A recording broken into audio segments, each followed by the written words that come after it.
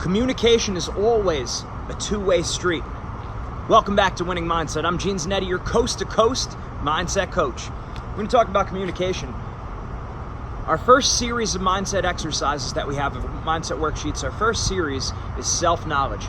Bruce Lee always said, all knowledge ultimately begins with self-knowledge. You got to know yourself, right? You've heard it many times, different books saying, know thyself. You got to know yourself. So the last exercise, the last worksheet that we have in the self-knowledge series includes the parent mindset guide and the coaching mindset guide.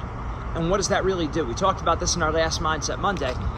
It opens up the door for communication between parents and athletes and coaches and athletes.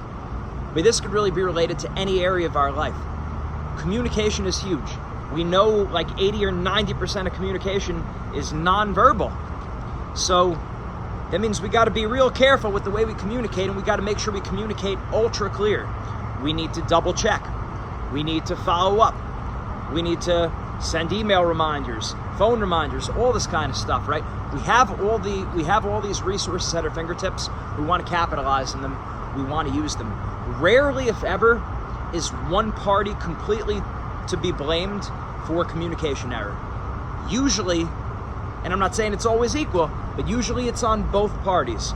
Both parties usually have to do a little bit better of a job communicating. Because remember, in communication, there's the communicator, the communicatee, right? The giver of information, the receiver of information, and then there's the giver's perception of the way he communicated, and then there's the receiver's perception of how well they received it. There's a few things going on there. So I'm not giving technical terms for this. Communications isn't my area of expertise in terms of academic study, but I do know there are many steps in the communication process and many ways to break down, for it to break down. That's why we need to be as clear as we possibly can, plan in advance, always ask ourselves after a communication, what might have the other party heard?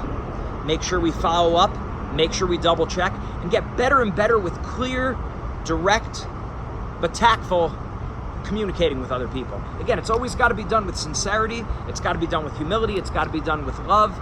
But it's got to be clear. It's got to be truthful. It's got to be direct, right? Without insulting the other person. But we got to make communication an ongoing study of ourselves, an ongoing work in progress, right? Being a better giver of information, being a better receiver of information.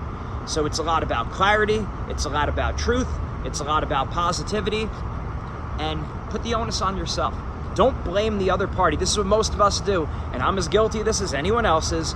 When a communication tends to break down, we tend to blame the other person. And get in the habit of not doing that. Take responsibility for your end of the communication and ask yourself, what could I do better next time to be a more clear communicator?